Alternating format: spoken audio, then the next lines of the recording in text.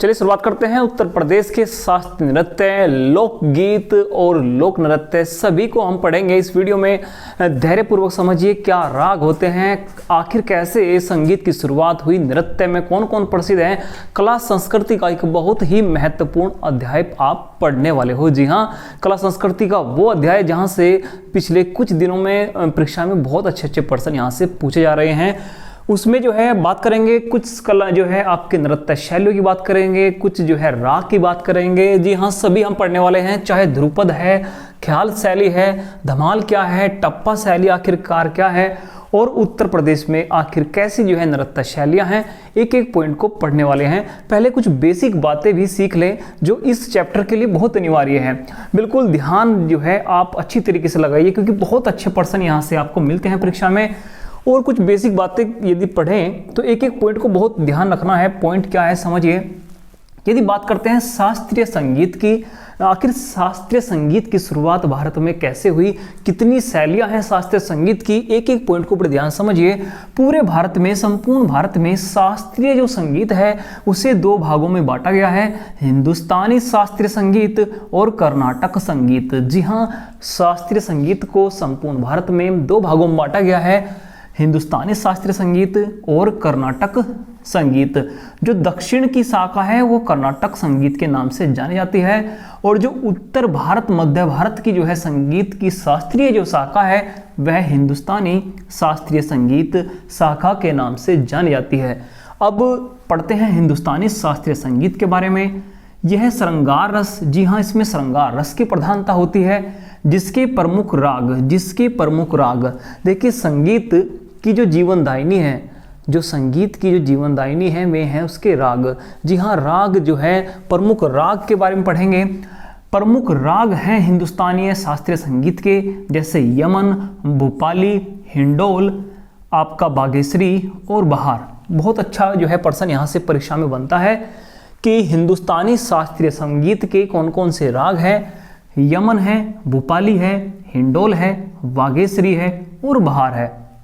ऐसे ही कर्नाटक का जो संगीत है, दक्षिण जो भारत का संगीत है, उसका जो राग है वो हंस ध्वनि है। हंस ध्वनि कर्नाटक संगीत का एक महत्वपूर्ण राग है, दक्षिण के मंदिरों में विकसित, और ये भक्ति रस की प्रधानता में पाई जाती है।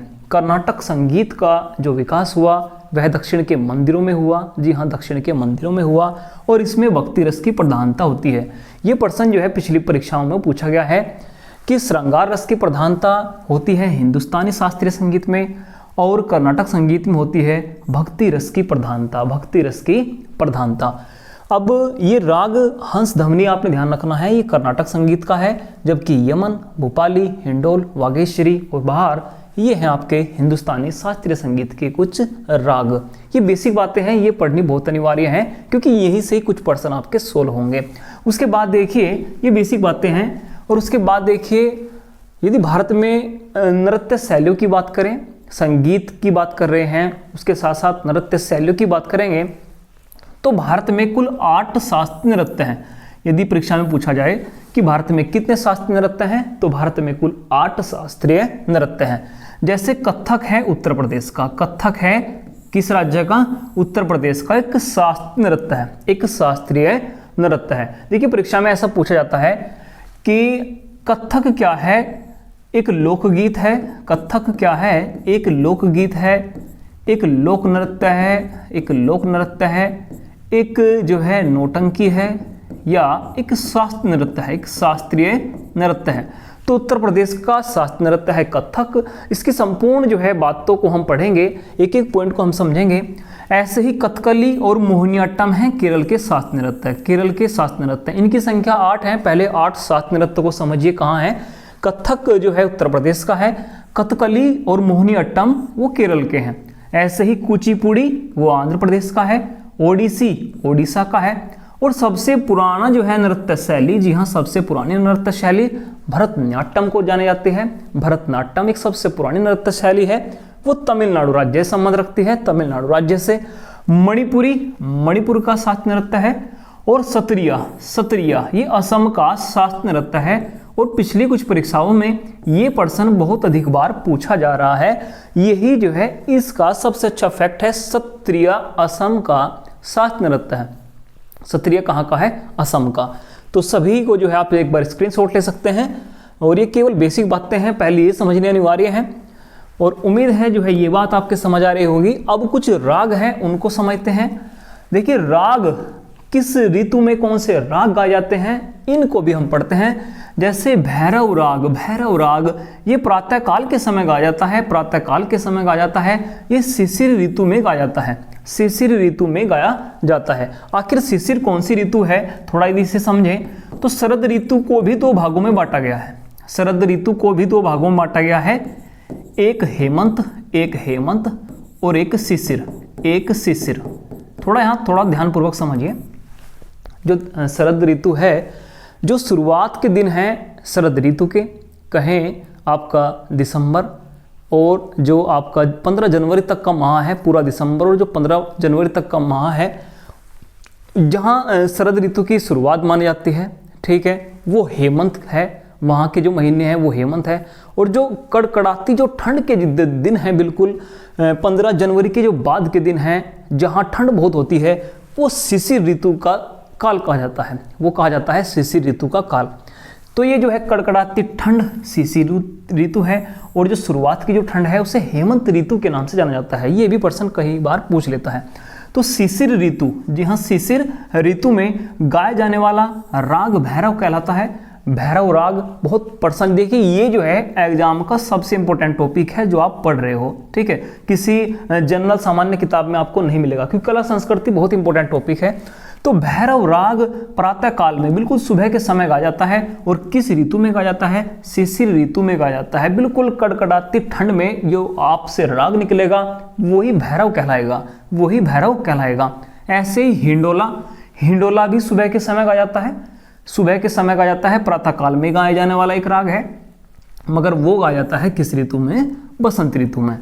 सारंग, सारंग बहुत इंपॉर्टेंट है, मोस्ट इंपॉर्टेंट है। सारंग राग ये दोपहर के समय गाया जाता है, दोपहर के समय गाया जाता है, और ये गर्मियों के दिनों में ग्रीष्म ऋतु में गाया जाने वाला एक राग है। ऐसे ही राग श्री, राग श्री सारे अपने आप में इंपॉर्टेंट है, कोई सा ना कोई सा जो है परीक्षा में रिपीट होता है।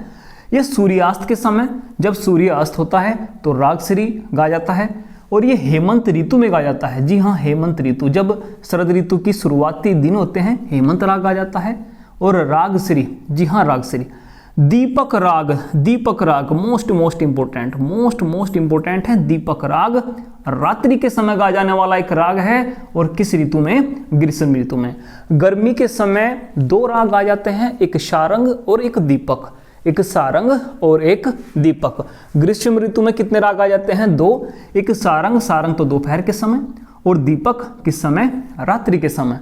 ऐसे ही आल्हा, ये भी बहुत परीक्षा में पूछा जाता है।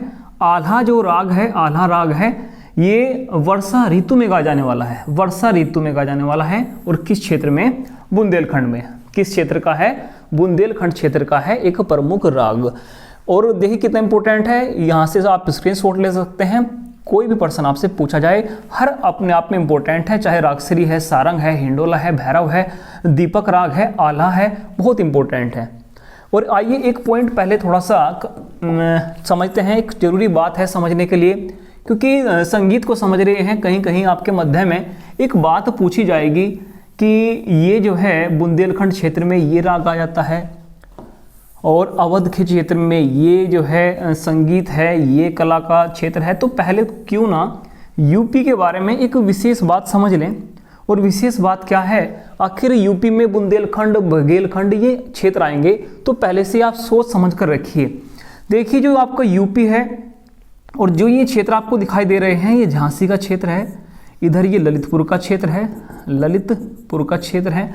इसके आगे जो ये क्षेत्र हैं, बांदा है, चित्रकूट है, और ये महोबा का क्षेत्र है इधर, ठीक है। तो ये ध्यान रखना है, ये क्षेत्र बुंदेलखंड है, ये क्षेत्र क्या है? बुंदेलखंड।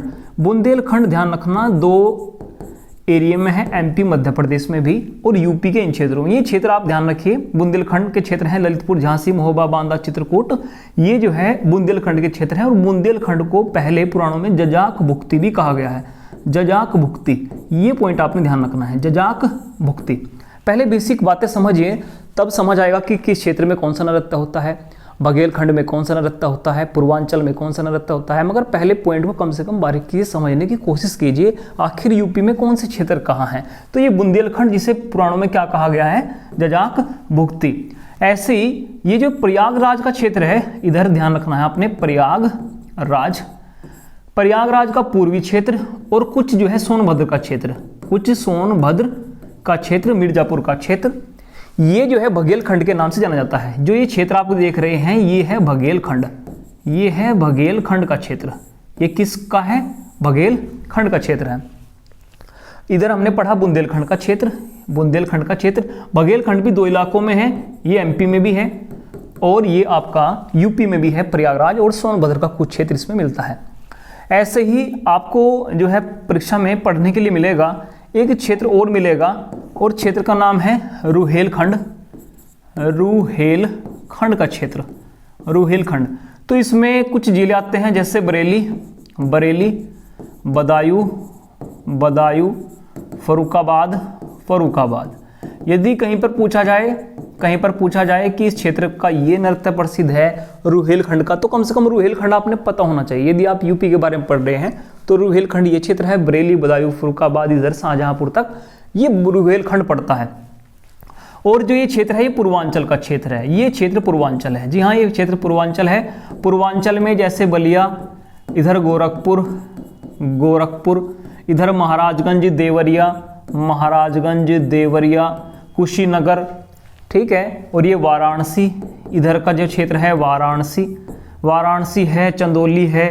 ये जो ये क्षेत्र पड़ते हैं, इधर का सोनभद्र का ये भी इलाका, ये जो इलाका है सोनभद्र का, देखिए सोनभद्र का जो पूर्वी इलाका है वो पूर्वांचल, इधर का जो थोड़ा पश्चिम का इलाका है थोड़ा सा ही वो बघेलखंड में पड़ता है, वो बघेलखंड पड़ता है। इधर की जो पूरी पट्टी आपने दिखाई दे रही है, ठीक है, इधर जो है महाराजगंज, सिद्धार्थनगर, ये आपका कुशीनगर, गोरखपुर, देवरिया, बलिया, वाराणसी, ठीक है, गाजीपुर, इधर गाजीपुर।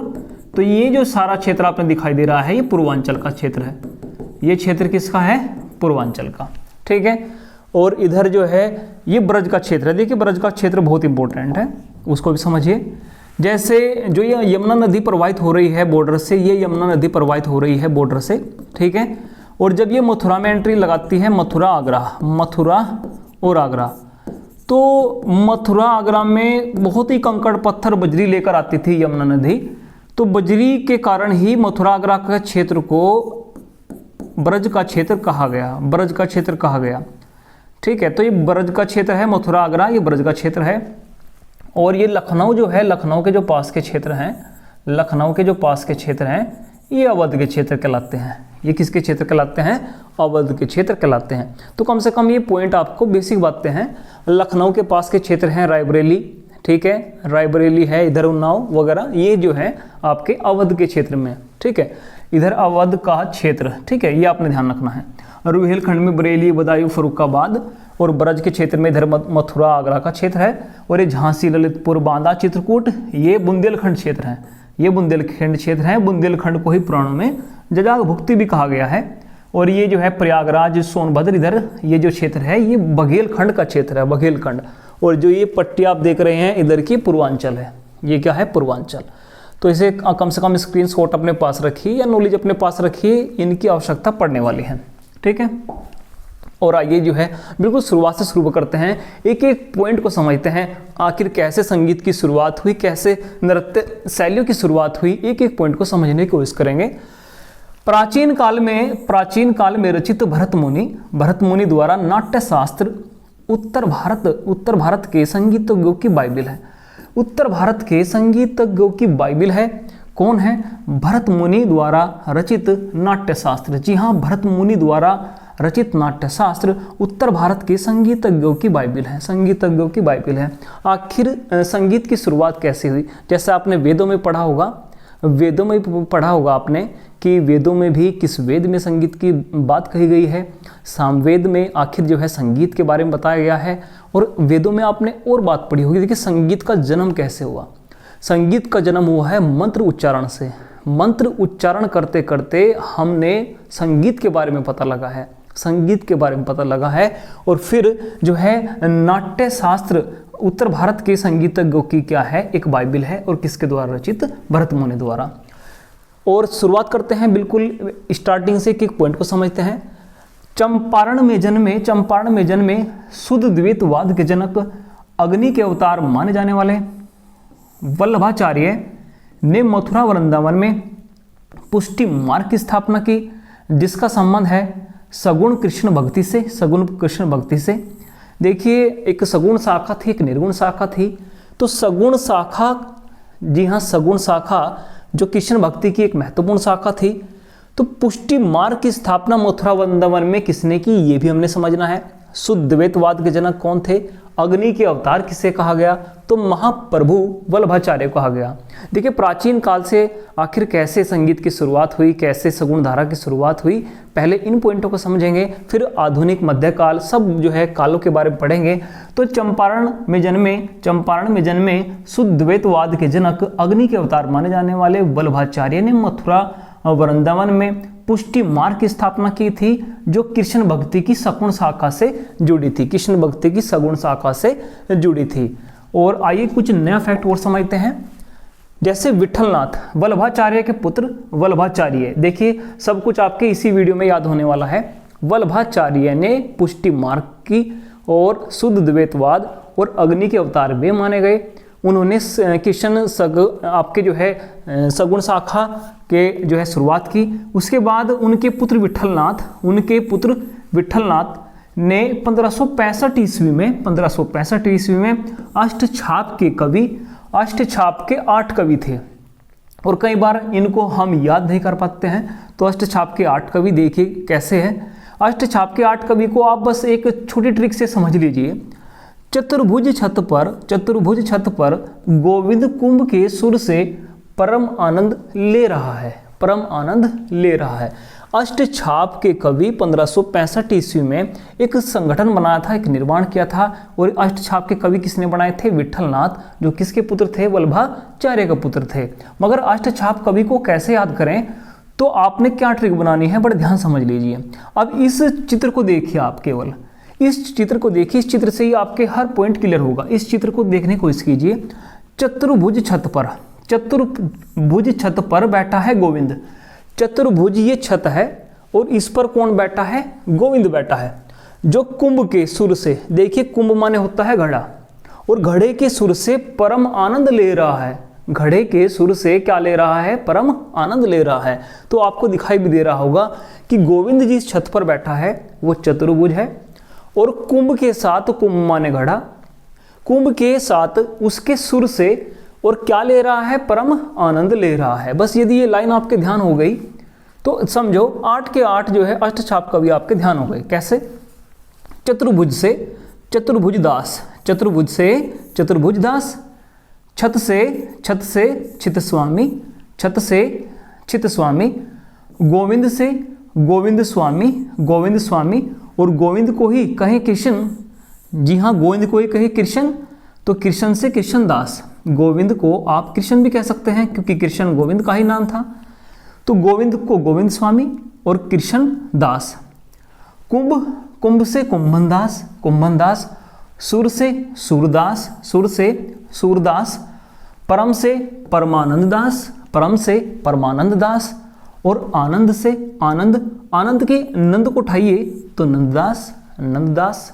देखिए कितना आसान है कि चतुर्भुज छत पर गोविंद, जिसे कृष्ण भी कहा जाता है, गोविंद कुंभ के सुर से किसकी अनुभूति ले रहा है, परमानंद। जी हाँ, परमानंद, तो परमानंद ले रहा है, परम आनंद ले रहा है। तो आपको कोई भी जो है अलग से पढ़ने की जरूरत नहीं है। ये हो गए आपके अष्टछाप कवि। अब अष्टछाप कवियों में 2 प्रश्न आते हैं कि अष्टछाप कवि जो ये बनाया था, किसने बनाया था, विठलनाथ किसके पुत्र थे, वल्लभाचार्य कौन थे, अग्नि के अवतार, जिन्होंने पुष्टि मार्ग और शुद्ध द्वैतवाद की खोज की। उसके बाद एक प्रश्न पूछाता है कि अष्टछाप कवियों में सबसे जो है सर्वश्रेष्ठ किसे माना गया। देखिए जो इसमें ज्येष्ठ था, एक ज्येष्ठ है, एक सर्वश्रेष्ठ है, दोनों में अंतर है। जो इनमें बड़ा था, जो इनमें सबसे बड़ा था, जो ज्येष्ठ है, वो ज्येष्ठ तो था कुम्भन दास, ज्येष्ठ तो था कुम्भन दास, मगर जो प्रसिद्ध हुए, जो सर्वश्रेष्ठ कहलाए, जो प्रसिद्ध हुए, सुविख्यात हुए, वे सूरदास कहलाए। प्रसिद्ध जो हुए वे सूरदास कहलाए। वैसे इनमें अष्टछाप कवियों में जो सबसे अधिक सीनियर थे, जो बड़े थे, वे थे कुम्भन दास। वे कौन थे? कुम्भन दास। तो उम्मीद है आपको सब जो है पॉइंट यहीं पर याद होने वाले हैं। और आइए जो है नेक्स्ट फैक्ट देखिए और क्या हम समझे। स्वामी हित हरिवंश, स्वामी हित हरिवंश को राधा वल्लभ संप्रदाय का जनक माना जाता है और इन्हें कृष्ण की वंशी का अवतार भी माना जाता है। कृष्ण की वंशी का अवतार, ये प्रश्न बहुत परीक्षाओं में पूछा जाता है, लगातार पूछे जाने वाला प्रश्न है कि कृष्ण की वंशी का अवतार किसे माना जाता है? तो स्वामी हित हरिवंश को माना जाता है, स्वामी हित हरिवंश को माना जाता है। यह राधा वल्लभ संप्रदाय, देखिए बहुत संप्रदाय आपने पढ़ने के लिए मिलेंगे, तो राधा वल्लभ संप्रदाय के जनक भी इनको माना जाता है। इनका भी योगदान रहा है, हित हरिवंश का भी। संगीत के बारे में पढ़ रहे हैं तो आइए जो है कुछ संगीत का और कुछ जो है सखी संप्रदाय के प्रवर्तक स्वामी हरिदास। देखिए संगीत में, नृत्य में कुछ शैलियाँ मिलेंगी, जैसे संगीत की शैली ध्रुपद का विकास किसने किया, ध्रुपद आखिर है क्या? तो पहले जो है बेसिक पढ़ रहे हैं कि हरिदास ने किस शैली को जन्मा, फिर जो है ख्याल शैली कैसे आई, तो सब शैली यहीं पर पढ़ेंगे। बस एक बार जो है केवल जो है एक बार बहुत अच्छी तरीके से बेसिक कॉन्सेप्ट क्लियर कीजिए, क्योंकि बंसी का अवतार मैं कह रहा हूँ बहुत अधिक पूछा जाता है परीक्षा में। अष्टछाप कवि पूछे जाते हैं, अष्टछाप कवि आपके यहीं पर याद हो गए होंगे, ठीक है। तो ऐसे ही बहुत कुछ पढ़ने वाले हैं। राग के बारे में हम पढ़ा, हर पॉइंट को हमने समझा। बस एक बार ध्यान समझिए, सखी संप्रदाय के प्रवर्तक स्वामी हरिदास ने कैलीमाल और अष्टादश, यदि आपसे पूछा जाए कि कैलीमाल और अष्टादश किसकी रचनाएं हैं, अष्टादश किसकी रचनाएं हैं, बहुत इंपॉर्टेंट क्वेश्चन है। ये किसकी रचनाएं हैं? तो ये स्वामी हरिदास की रचनाएं हैं, स्वामी हरिदास की रचनाएं हैं। पदों की रचनाएं की और ध्रुपद गायन शैली को आगे बढ़ाया, जिनके शिष्य बैजू बावरा और तानसेन थे। देखिए जो आपने शैली पढ़ी है अभी, ध्रुपद गायन शैली बहुत इंपॉर्टेंट है। ध्रुपद गायन शैली का संबंध आपका स्वामी हरिदास से भी है, बैजू बावरा से भी है और तानसेन से भी है। तानसेन को ही रामतनु पांडे के नाम से जाना जाता है। और इसका और अच्छा प्रश्न है कि रीवा मध्य प्रदेश के राजा के यहाँ, देखिए आपने सुना भी होगा कि तानसेन तो अकबर के समकालीन थे, नौरत्नों में से थे। इन्हीं को ही रामतनु पांडे कहा गया। मगर सबसे पहले तानसेन रहते थे रीवा मध्य प्रदेश के राजा, जी हाँ, रीवा मध्य प्रदेश के राजा के समकालीन भी थे तानसेन, और उनकी भी जो है गायन शैली थी ध्रुपद, ठीक है। तो एक एक पॉइंट आपने ध्यान रखना है। देखिए ध्रुपद का विकास कैसे हुआ, ध्रुपद की शुरुआत ये ग्वालियर से मानी जाती है। देखिए ध्रुपद की शुरुआत कहाँ से मानी जाती है, तो एक एक पॉइंट को समझिए। ये ग्वालियर से मानी जाती है। ग्वालियर के राजा मानसिंह तोमर से मानी जाती है। उसके बाद ध्रुपद गायन शैली को स्वामी हरिदास ने आगे बढ़ाया, ठीक है। एक प्राचीन शैली है, प्राचीनतम शैली है ध्रुपद, जिसमें वीर रस और श्रृंगार रस की प्रधानता होती है। ध्रुपद एक प्राचीन शैली है। तो स्वामी हरिदास का संबंध, मानसिंह तोमर का संबंध, बैजू बावरे का संबंध और तानसेन का संबंध है किस शैली से, ध्रुपद से। और कैलीमाल और अष्टादश ये महत्वपूर्ण रचनाएं थी किसकी, स्वामी हरिदास की। चलिए आगे जो है ध्रुपद शैली के बारे में हमने पढ़ा और आगे और भी शैली आपको मिलेंगी। देखिए ध्रुपद भारत की प्रसिद्ध गायन शैली है जो वेदों से चली आ रही है। अधिकांश विद्वानों का मत है कि 15वीं शताब्दी में ग्वालियर के राजा मानसिंह तोमर, ये बस पॉइंट है जो आपने समझना है। मानसिंह ध्रुपद गायन शैली बहुत जो है परीक्षा में पूछी जाती है। तो ध्रुपद गायन शैली ग्वालियर के राजा मानसिंह तोमर ने इसकी रचना की थी। ध्रुपद गायन की 4 बानियां हैं। कितनी बानियां हैं? 4। ध्रुपद जो गायन शैली है इसमें बानी होती है, कितने प्रकार हैं इसके? तो 4 हैं, गुहार बानी, खंडार बानी, नोहार बानी और डांगुर बानी। जो सबसे प्रसिद्ध है वो डांगुर बानी और गुहार बानी है। डांगुर बानी है और गुहार बानी। केवल सिलेक्टेड प्रश्न आपसे दिए जा रहे हैं, केवल सिलेक्टेड हैं, इनको तो कम से कम पढ़िए। ध्रुपद शैली की 4 बानियां हैं। 4 बानियां हैं, गुहार बानी, डांगुर बानी, खंडार बानी और नोहार बानी। एक प्रश्न यहां से मिलेगा। और ध्रुपद गायन शैली की शुरुआत ग्वालियर के राजा मानसिंह तोमर, उसके बाद आपका ग्वालियर के राजा मानसिंह तोमर के बाद आपका स्वामी हरिदास, और फिर स्वामी हरिदास के शिष्य बैजू बावरा और तानसेन। तानसेन का ही नाम था रामतनु पांडे। यदि प्रश्न ये पूछा जाए कि क्या अकबर के दरबार के और भी जो है किसके दरबार में रहते थे, तो रीवा मध्य प्रदेश के राजा के। शास्त्रीय संगीत के पद, ख्याल, ध्रुपद आदि का जन्म ब्रज भूमि में होने के कारण इन सब की भाषा ब्रज है और ध्रुपद का विषय समग्र ब्रज का रास ही है। यदि क्षेत्र पूछा जाए कि ध्रुपद मध्य प्रदेश के ग्वालियर से निकलकर और उसका विकास कहाँ हुआ, तो ब्रज में हुआ। वो कहाँ हुआ? ब्रज में हुआ। ये आपने ध्यान रखना है। आइए जो है नेक्स्ट पॉइंट को समझते हैं। संगीत के क्षेत्र में ही जैसे अमीर खुसरो के बारे में सभी जानते होंगे। साजन ये मत जानियो तोहे बिछड़त मोहे को चैन, दिया जलता है रात में और जिया जलत बिन रैन। ये किसकी पंक्ति है? अमीर खुसरो की पंक्ति है। अमीर खुसरो का बहुत रोल रहा भारतीय संगीत में। और आखिरकार क्या है? पटियाली एटा कासगंज के पास पटियाली एक गांव है जहां जन्म हुआ है अमीर खुसरो का। पटियाली एटा कासगंज में जन्मे अमीर खुसरो, जिन्हें बचपन में अबुल हसन के नाम से जानते थे, हिंदी खड़ी बोली के जनक, कवालियों, मुकरियों, देखिए किन किन के जनक है, एक एक पॉइंट को समझिए। कवाली के जनक भी अमीर खुसरो हैं, मुकरियों के जनक भी। ये प्रश्न जो है अभी पूछा ही गया था कि मुकरियों के जनक बताइए। देखिए जितने प्रश्न हैं सारे आपके सामने हैं जो परीक्षा में पूछे जा रहे हैं कि मुकरियों के जनक कौन थे। मुकरियाँ होती है अपनी बात से कहकर मुकर जाना, अपनी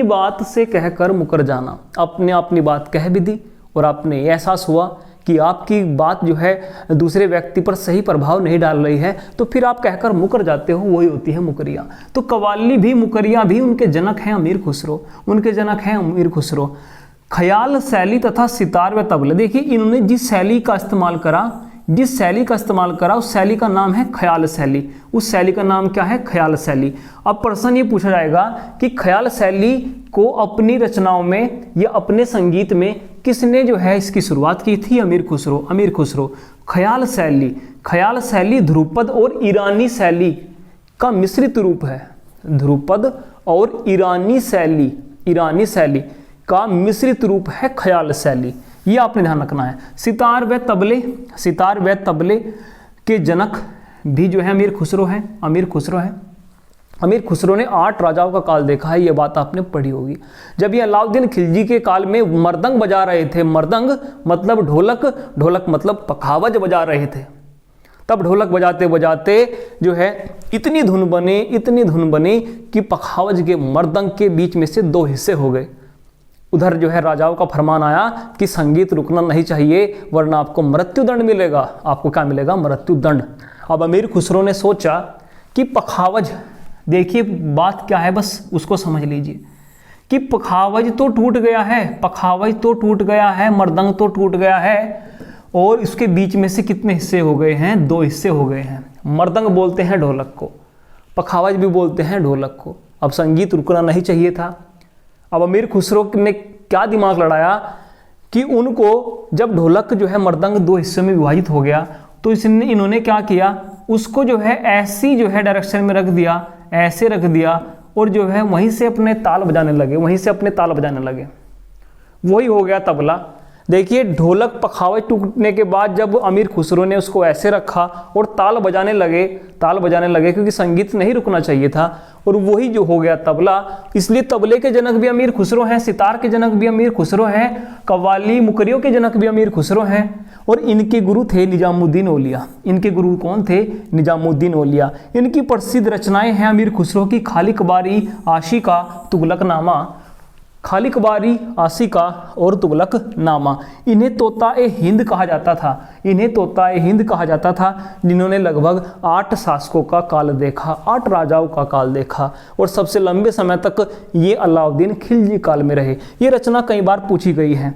ये रचना कई बार पूछी गई है। खालिक बारी किसकी रचना है, आशिका किसकी रचना है और तुगलकनामा किसकी रचना है। जैसे अभी हमने अष्टादश को पढ़ा, अष्टादश को पढ़ा, वो किसकी रचना थी? स्वामी हरिदास की रचना थी। ऐसे ही अमीर खुसरो की ये रचना भी हमने पढ़ी है। चलिए जो है और जो है बातों को समझते हैं। ख्याल शैली, देखिए 2 शैली को हमने समझ लिया। अब अपने तथ्य पर आते हैं, एक एक पॉइंट को समझते हैं। उत्तर प्रदेश में काफ़ी शैलियाँ मिलेंगी, बस इस नक्शे से आप पूरे यूपी के बारे में समझ लीजिए। ख्याल शैली जो हमें अभी पढ़ी है, इस शैली का इस्तेमाल करने वाले थे अमीर खुसरो। अमीर खुसरो, ये परीक्षा में पूछा जाता है कि ख्याल शैली का इस्तेमाल किसने किया? अमीर खुसरो। ये ध्रुपद और ईरानी, ध्रुपद और ईरानी दोनों का मिश्रण है।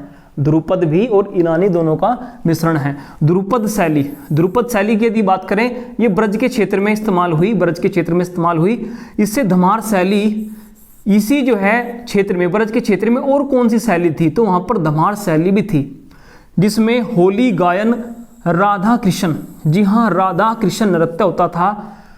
होली गायन होता था, राधा कृष्ण नृत्य होता था। उस शैली को धमार शैली कहते हैं।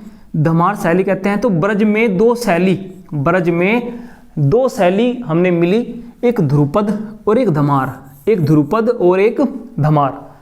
और धमार में क्या होता था? होली गायन होता था, होली गायन होता था, राधा कृष्ण के नृत्य होते थे, राधा कृष्ण के क्या होते थे? नृत्य। और ध्रुपद शैली का भी संबंध कहाँ से है? ब्रज से है। मगर ध्रुपद शैली का विकास माना जाता है कहाँ से? एमपी, ग्वालियर, मध्य प्रदेश के ग्वालियर। ठुमरी शैली, ठुमरी शैली, देखिए सभी शैली, ये शैली परीक्षा में आती है और इनको कम से कम बहुत बारीकी से समझ लीजिए। ठुमरी शैली, ठुमरी शैली जिसमें श्रृंगार रस की प्रधानता होती है। इसके जनक जो है अवध के राजा वाजिद अली शाह थे। वाजिद अली शाह जो यूपी के, उत्तर प्रदेश के कथक शास्त्रीय नृत्य के जनक माने जाते हैं, उन्होंने ही ठुमरी शैली का विकास किया था, ठुमरी शैली का विकास किया था। टप्पा शैली, टप्पा शैली, पंजाबी शैली, जी हाँ टप्पा शैली का दूसरा नाम है पंजाबी शैली। कुछ गायन की शैलियाँ हैं, कुछ गायन की शैलियाँ हैं। टप्पा शैली को पंजाबी शैली भी कहा जाता है, जिसकी शुरुआत सोरी मियाँ ने की थी। जिसकी शुरुआत किसने की थी? सोरी मियाँ, मोस्ट इंपोर्टेंट पर्सन है, सोरी मियाँ ने की थी। और जौनपुर के राजा हुसैन शाह शर्की, जौनपुर के राजा हुसैन शाह शर्की ने टप्पा शैली को आगे बढ़ाया, टप्पा शैली को आगे बढ़ाया। तो ये जौनपुर में शर्की वंश था, आपने पढ़ा भी होगा हिस्ट्री में। तो हुसैन शाह शर्की का संबंध है टप्पा शैली से, सोरी मियाँ का संबंध है टप्पा शैली से। टप्पा शैली को पंजाब शैली भी कहा जाता है।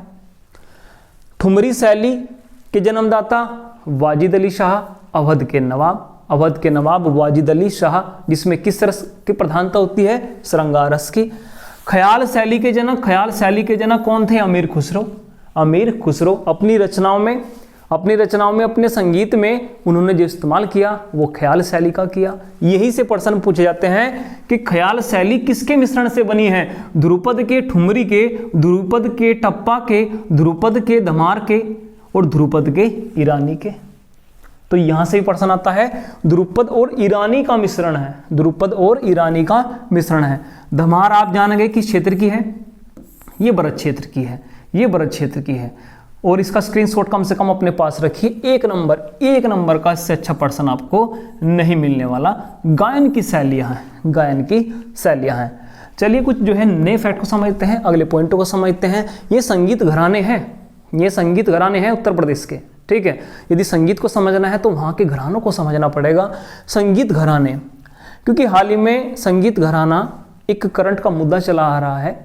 जैसे योगी आदित्यनाथ जी ने हाल ही में किराना घराना की बहुत प्रशंसा की थी। संगीत एक घराना था, किराना। अब पता लगेगा कहाँ है किराना घराना।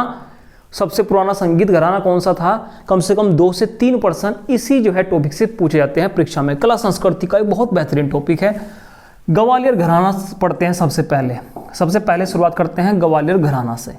ग्वालियर घराना हिंदुस्तानी संगीत का सबसे प्राचीन घराना है ग्वालियर घराना। यदि यहाँ से ये प्रश्न आए कि हिंदुस्तानी संगीत, देखिए स्टार्टिंग में पढ़ा था कि हमने संगीत भी, शास्त्रीय संगीत भी 2 प्रकार का है, हिंदुस्तानी और कर्नाटक। तो हिंदुस्तानी संगीत का सबसे पुराना घराना माना जाता है ग्वालियर घराने को। किस घराने को? ग्वालियर। तो इसके जो है ग्वालियर घराने का संबंध किससे था?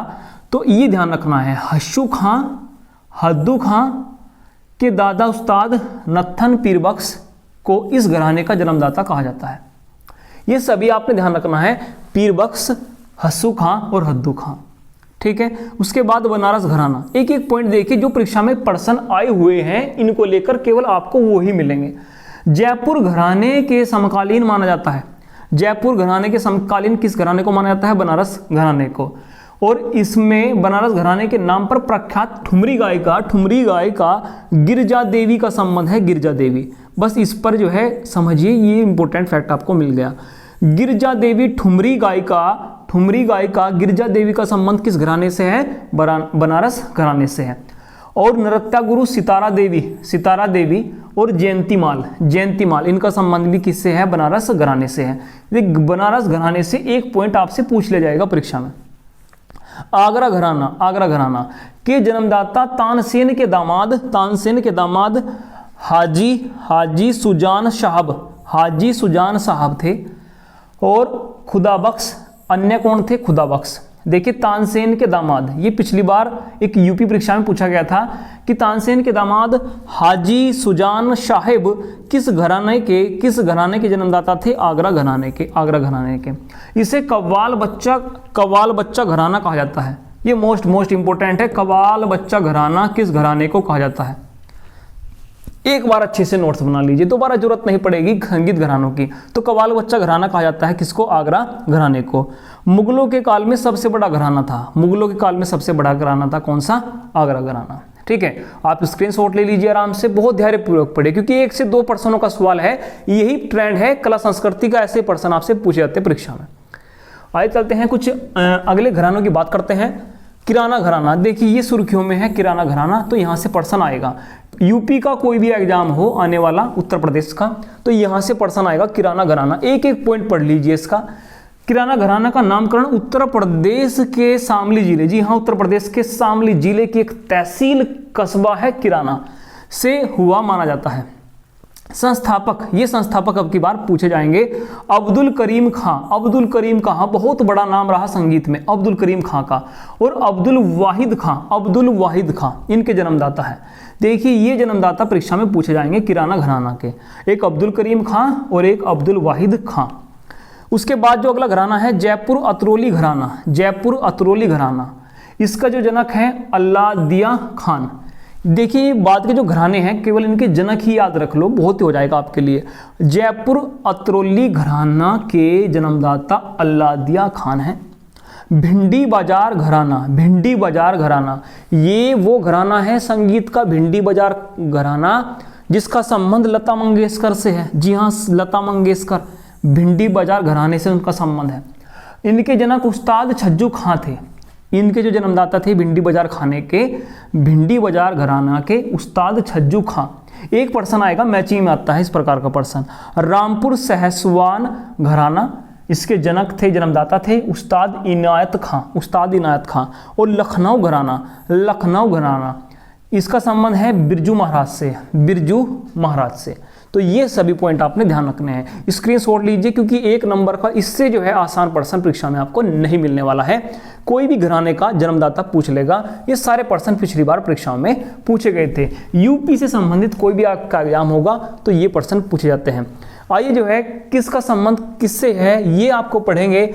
जैसे एम.एस. सुब्बा लक्ष्मी शास्त्रीय संगीत कर्नाटक, से इनका संबंध है एमएस सुब्बालक्ष्मी का, और संगीत के क्षेत्र में, संगीत की दुनिया में सबसे बड़ा नाम है एमएस सुब्बालक्ष्मी।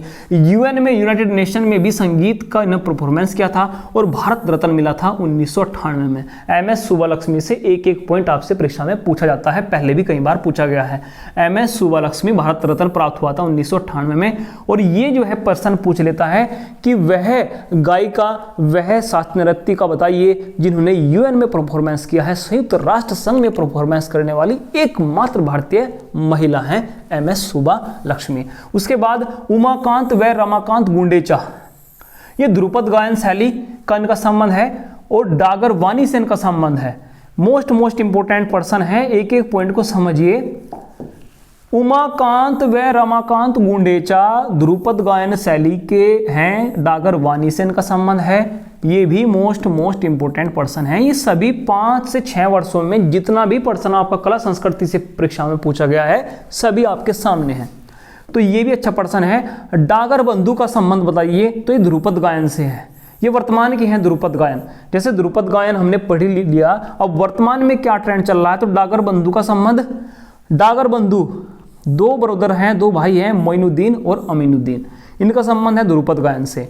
उमाकांत रमाकांत गुंडेचा का भी संबंध है ध्रुपद गायन से, और एमएस सुब्बालक्ष्मी का संबंध था आपके कर्नाटक संगीत से, जिन्होंने यूएन में परफॉर्मेंस किया था। ऐसे ही समझे पंडित भीमसेन जोशी, पंडित भीमसेन जोशी को प्रश्न पूछा जाएगा कि इनकी शैली बताओ, इनकी शैली बताओ, ध्रुपद है क्या है, तो ये इनका संबंध है ख्याल गायकी से। ख्याल गायकी, आप कहोगे जी ख्याल गायकी किसने दी थी, अमीर खुसरो ने दी थी। ख्याल गायकी किससे बनी है, ख्याल गायकी किससे बनी है, ध्रुपद और ईरानी से। तो ख्याल गायकी से कौन कौन है, गंगूबाई हंगुल, गंगूबाई हंगल, रोशन आरा बेगम। देखिए ख्याल गायकी से जो ये 3 जो हैं कलाकार हैं, इनको तीनों को ध्यान रखिए, पंडित भीमसेन जोशी, गंगूबाई हंगल, रोशन आरा बेगम, और ये हिंदुस्तानी शास्त्रीय संगीत से जुड़े हैं, हिंदुस्तानी शास्त्रीय संगीत से जुड़े हैं। उसके बाद उस्ताद बिस्मिल्लाह खां, आखिर इनका नाम कौन नहीं जानता, इतने जो है फेमस हस्ती थी उस्ताद जो है बिस्मिल्लाह खां। तो शहनाई वादक थे, शहनाई वादक थे, भारत रत्न मिलता है 2001 में। और काशी विश्वनाथ जो है, काशी विश्वनाथ, जी हाँ काशी विश्वनाथ जो वाराणसी में है, वहाँ पर जो है बिल्कुल जो है सुबह ही सुबह शहनाई वादक, शहनाई बजाने का कार्य करते थे, ये हैं उस्ताद बिस्मिल्लाह खां।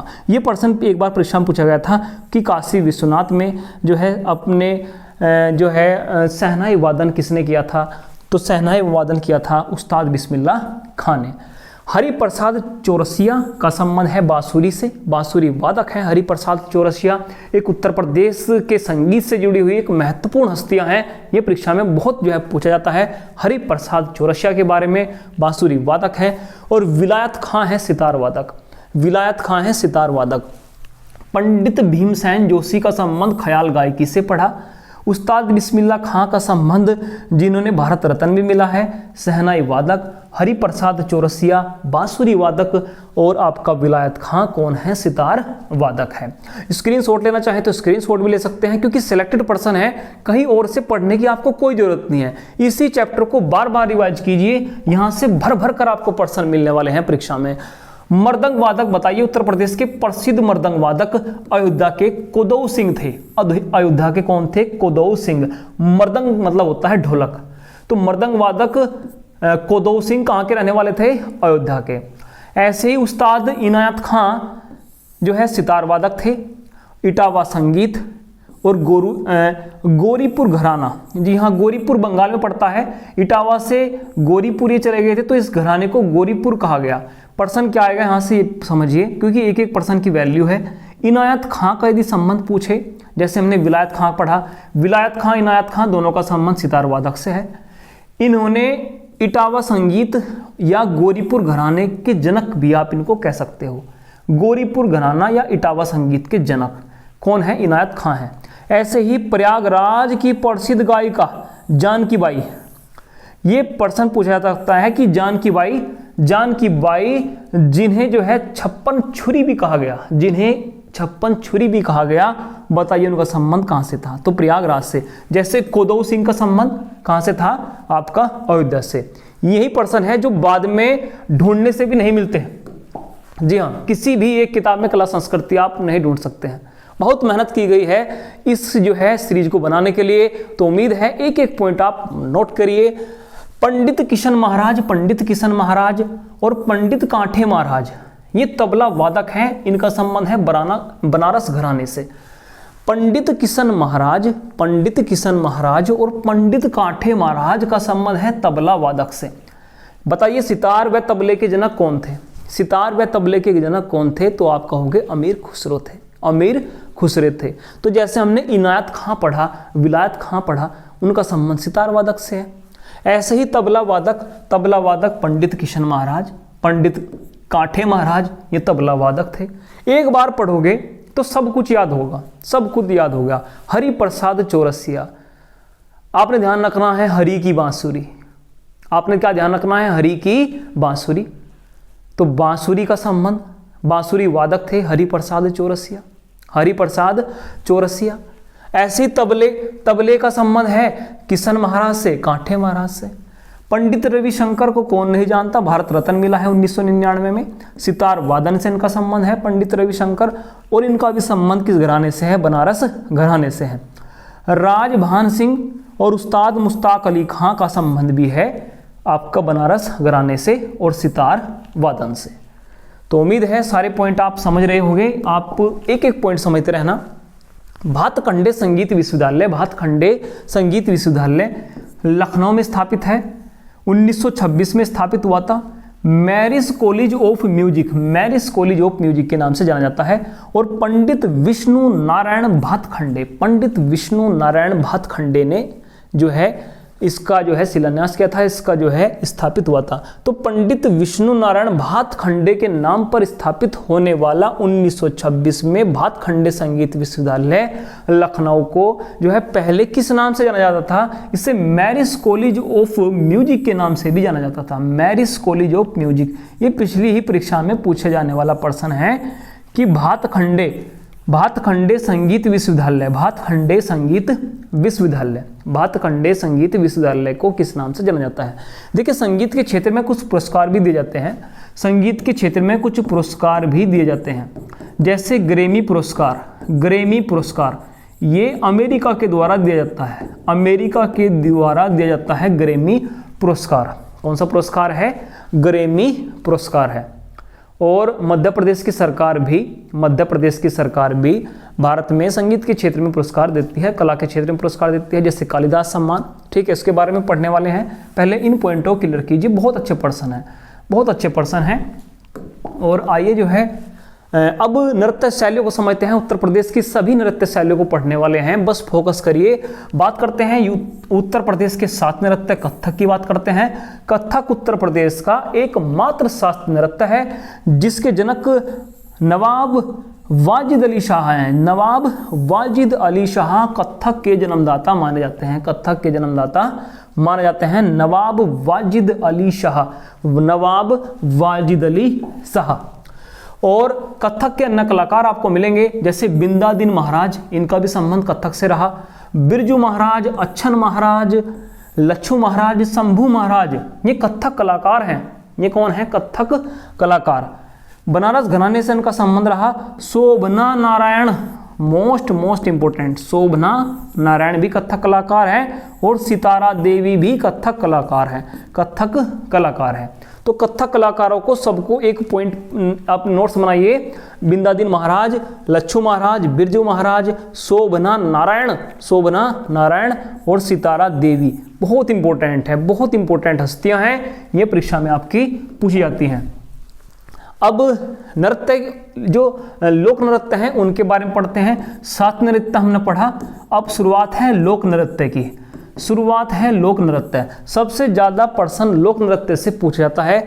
जैसे चरकुला क्या है? तो उत्तर प्रदेश का एक लोक नृत्य है, चरकुला नृत्य। ब्रज की होली की शान है। इसमें 108 जलते दीपकों को पहिए पर रखकर ब्रज की गोपिकाएं नृत्य करती हैं। देखिए, जो ये नृत्य है, रथ के पहिए पर दीपकों को रखकर किया जाने वाला नृत्य ही चरकुला कहलाता है। अगर क्षेत्र पूछा जाए तो किस क्षेत्र का नृत्य है? ब्रज का नृत्य है। ब्रज का नृत्य है। और ये होली के अवसर पर, जी हाँ होली के अवसर पर होता है। एक एक पॉइंट को पढ़िए। ब्रज के अन्य नृत्य हैं रास नृत्य, झूला नृत्य, मयूर नृत्य। ये ब्रज के अन्य नृत्य हैं, रास भी और झूला भी और मयूर भी। देखिए झूला नृत्य भी, मयूर नृत्य भी, ये भी किस क्षेत्र के हैं? ब्रज के हैं। और ब्रज का ही हमने एक बड़ा नृत्य पढ़ा चरकुला।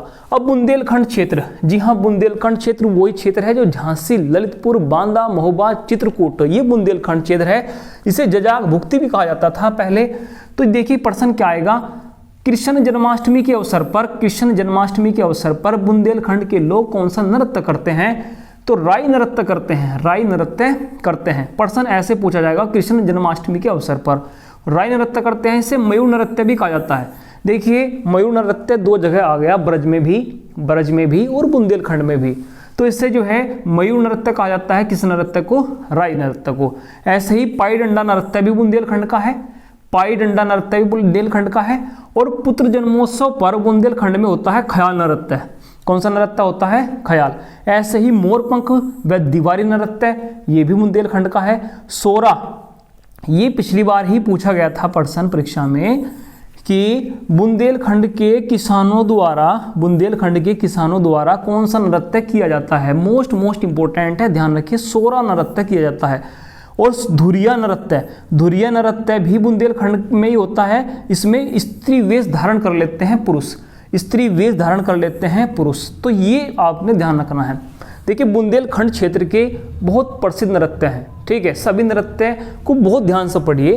कृषकों द्वारा किया जाने वाला नृत्य, ये भी पूछा जा सकता है। पाई डंडा नृत्य भी कई बार परीक्षा में पूछा गया है। और कृष्ण जन्माष्टमी के अवसर पर कौन सा नृत्य होता है, वो भी आपको ध्यान रखना है। चलिए जो है अगले नृत्य की बात करते हैं। कर्मा और नृत्य जो है ये सोनभद्र और मिर्जापुर के क्षेत्र में खरवार जनजाति द्वारा किया जाने वाला प्रसिद्ध नृत्य है। कर्मा नृत्य सोनभद्र मिर्जापुर के क्षेत्र में किया जाने वाला, खरवार जनजाति द्वारा किया जाने वाला एक प्रसिद्ध नृत्य है। और चोलर नृत्य भी इसी क्षेत्र में होता है, सोनभद्र मिर्जापुर। और ये किसानों द्वारा तब किया जाता है जब हमें अच्छी फसल की कामना करनी हो, अच्छी फसल की कामना करने हो तो किया जाता है चोलर नृत्य। ठडिया नृत्य संतान की कामना हेतु। देखिए अब प्रश्न ऐसे पूछे जाएंगे, ये तो ऐसा पूछ रहेगा प्रश्न कि संतान की कामना हेतु कौन सा नृत्य किया जाता है, किस क्षेत्र का नृत्य है। तो ये सभी नृत्य को पढ़िए, कई बार नोट्स बनाने पड़ेंगे आपको, क्योंकि कला संस्कृति से इस टॉपिक को यदि आप सोच रहे हैं कि ऐसे ऐसे नृत्य आपने पढ़ने पड़ेंगे, ठीक है, काफ़ी समय लगेगा, ठीक है। इससे अच्छा है और प्रश्न पढ़ लिए जाए, इतिहास, भूगोल, संविधान पढ़ लिया जाए। वहाँ से कम 50-60 पेज पढ़ने के बाद भी 1-2 नंबर, इतिहास मध्यकालीन पूरा पढ़ लीजिए, आधुनिक भारत पूरा पढ़ लीजिए, 50-60 पेज 100 पेज पढ़ने के बाद भी 1 नंबर वहाँ कन्फर्म नहीं होगा। मगर आपने पता है कि नृत्य, महोत्सव, मेले, ये कला संस्कृति का टॉपिक है, ये परीक्षा में आता है। कितना टाइम लगेगा आपका? 1 घंटा 2 घंटा। तो जितना भी समय लगेगा कम से कम आपका नंबर तो सिक्योर है, नंबर सिक्योर होगा आपका। तो कई बार लिख कर प्रैक्टिस कीजिए। ठडिया नृत्य, चोला नृत्य और कर्म नृत्य, ये किस क्षेत्र के हैं? सोनभद्र और मिर्जापुर के हैं। सारे सटीक क्वेश्चन आपके पास है, कहीं से कुछ और पढ़ने की जरूरत नहीं है। कटफोड़वा, ये फोड़वा है, ध्यान रखना। कटफोड़वा नृत्य ये पूर्वांचल में मांगलिक अवसरों पर होता है, पूर्वांचल जो आपसे स्टार्टिंग में बताया था। नटवरी नृत्य ये पूर्वांचल के क्षेत्र में अहीरों द्वारा होता है। ये भी मोस्ट इंपोर्टेंट है, बहुत इंपोर्टेंट है। नटवरी नृत्य भी और कटफोड़वा भी दोनों नृत्य पूर्वांचल के हैं। एक मांगलिक अवसरों पर होता है, शुभ अवसर पर, और एक होता है अहीरों द्वारा किया जाने वाला कलाबाज नृत्य ये अवध क्षेत्र के नर्तकों द्वारा होता है, कलाबाज। छोलिया नृत्य ये राजपूतों द्वारा होता है उत्तर प्रदेश में। ये प्रश्न भी कई बार पूछा जाता है कि राजपूतों द्वारा ये छोलिया नृत्य होता है। और आपका चौरसिया ये जौनपुर का नृत्य है। देखिए कितना अच्छा प्रश्न है। चौरसिया ये कहाँ का नृत्य है? जौनपुर का नृत्य है। चौरसिया डायरेक्ट ही पूछ लेगा कि बताइए चौरसिया नृत्य कहाँ होता है, तो आप बताओगे सर कहाँ होता है? जौनपुर में होता है। चलिए लोक नृत्य हमने पढ़े, अब हम पढ़ते हैं लोक गीतों को। लोकगीतों को अंतिम जो है पायदान पर आप आ चुके हैं। कम से कम खुशी होनी चाहिए कि गायन शैली को पढ़ लिया, नृत्य को पढ़ लिया, जी हाँ नृत्य को पढ़ लिया। और अब लोकगीत की बात है। लोकगीत की जो है रशिया लोकगीत ये ब्रजभूमि का है, कजरी लोकगीत ये मिर्जापुर का है, आल्हा लोकगीत ये बुंदेलखंड का है, बिरहा लोकगीत ये पूर्वांचल का है।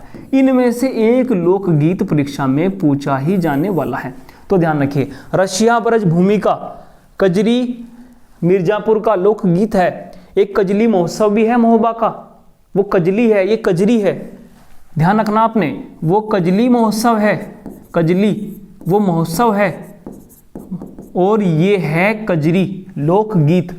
कजरी क्या है? लोकगीत। देखिए परीक्षा में ऐसे प्रश्न पूछ लेता है, कजरी क्या है? लोक नृत्य है, सात नृत्य है, एक नाटक शैली है, या एक लोकगीत है? तो कजरी लोकगीत है मिर्जापुर का। आल्हा बुंदेलखंड, बिरहा पूर्वांचल, बिरहा पूर्वांचल। नौटंकी क्या है? उत्तर प्रदेश में नौटंकी क्या है? तो एक नाटक शैली है, एक नाटक शैली है। यदि बात करें उत्तर प्रदेश की, देखिए सभी उत्तर प्रदेश में जितना भी पर्सन जो है उत्तर प्रदेश से आने वाला है, संगीत को लेकर आने वाला है, नृत्य को लेकर आने वाला है, राग हमने जो पढ़े, राग से एक पर्सन आएगा। ध्रुपद शैली से, ख्याल शैली से, सितार वादन में कौन प्रसिद्ध है? जी हाँ सितारा देवी किसमें प्रसिद्ध है? ठीक है, एक एक पॉइंट आपका परीक्षा में आने वाला है। तो वीडियो को मैं कह रहा हूं कई बार आपको नोट्स जो है बनाने से फायदा है, एक बार ही मन लगाकर अच्छी तरीके से पढ़ लिया जाए। और ये कला संस्कृति ऐसे संभव नहीं है, तो बिल्कुल अच्छी तरीके से आपने एक एक पॉइंट समझा होगा। और मिलते हैं एक उत्तर प्रदेश की एक नेक्स्ट वीडियो में। धन्यवाद।